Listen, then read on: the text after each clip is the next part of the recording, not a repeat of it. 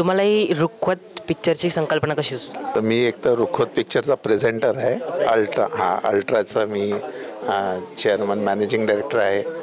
आणि ज्या वेळेला प्रोड्युसर आणि डायरेक्टर माझ्याकडे आले आणि मला रुखवताचं जे एक सिनॉप्सिस म्हणून त्यांनी सांगितलं, एक शॉर्टमध्ये स्टोरी सांगितली, तर मला असं वाटलं की हे मराठीकरता फार मोठा सब्जेक्ट आहे आणि असा या टाईपचा सब्जेक्ट, रुखवताचा सब्जेक्ट अजूनपर्यंत कुठे आलेलं नाही आहे. तर मी डायरेक्टरला सांगितलं, डायरेक्टर मिस्टर विक्रम प्रधान आहेत, त्यांना सांगितलं की हा मला सब्जेक्ट फार चांगला वाटतो आहे आणि तुम्ही त्याचं पूर्ण स्क्रिप्ट लिहून मला पूर्ण नॅरेशन द्या.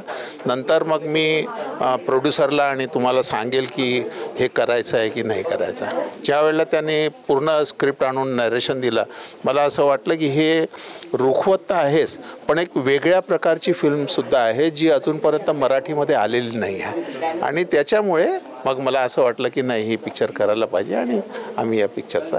And you have seen like such a concept is getting in the film industry and it was not implemented in the past but it is getting implemented. How do you feel like? Film तर येतच आहेत, म्हणजे ते असं काही ही film आल्यानंतर काही change होणार नाही, पण लोकांना डेफिनेटली असं वाटेल की ही फिल्म आल्यानंतर की वेगळ्या वेगळ्या प्रकारचे जर सब्जेक्ट आपण मार्केटमध्ये आणले तर लोक त्याला फार प्रतिसाद देतील. आणखीन स्पेशली मराठी लोकांना, म्हणजे मराठी काय म्हणतात संस्कृतीचे जर काही सब्जेक्ट आले तर लोक फार त्याला प्रतिसाद देतील असं मला वाटतं. फार वेगळ्या तऱ्हेची फिल्म आहे, थिएटरमध्येच बघायला पाहिजे. 13 डिसेंबरला रुखवत पिक्चर थिएटरमध्ये येत आहेत आणि दर 15 मिनटामध्ये तुम्हाला काहीतरी एक वेगळा अनुभव येईल. आणि माझी सगळ्यांना रिक्वेस्ट आहे की थिएटरमध्ये जाऊन 13 डिसेंबरला हे पिक्चर बघा. तर तुमचा हा जो पिक्चर आहे रुखवत, त्याची जेव्हा तुमच्याकडे आला हा पिक्चर, तर तुमची थॉट्स कसे तेव्हा आणि पिक्चरमध्ये तुमचं काम करताना काही फिलिंग करते? सिनेमा खूप छान होता, एक वेगळ्या प्रकारचा सिनेमा आहे. अनेक आता मी रानटी केला किंवा त्याच्या वेब सिरीज केल्या.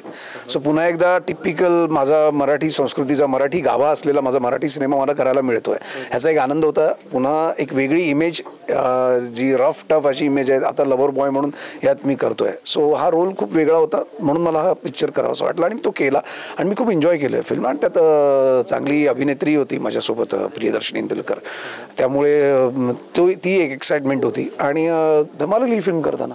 बाकी 13 तारखेला बघाच. पिक्चर करताना तुमचे काही फन सीन्स, फन चॅट्स झाले? आता ते फन सीन वगैरे सिनेमात आहेच, पण काय सिनेमा आपण सगळे शूटिंग करताना, तुम्ही तुमचं काम करत असताना मजा मस्ती करतच असतो, तशी आम्ही मजा मस्ती केलेलीच आहे. काय त्यामुळे एक थोडंसं वातावरण छान फ्री मजेशीर राहतं, काम चांगलं होतं. इन्सिडेंट आता काय, बरेचसे इन्सिडेंट आहेत. प्रियदर्शनीचं ते एक सीन आहे जेव्हा ती त्या पाण्यात पडलेली असते, ते सेट लावला होता पण ती बिचारी रात्रभर तो शूट करताना ती त्या पाण्यातच होती. So hats off to her की तिची पेशन्स आणि तिचं डेडिकेशन.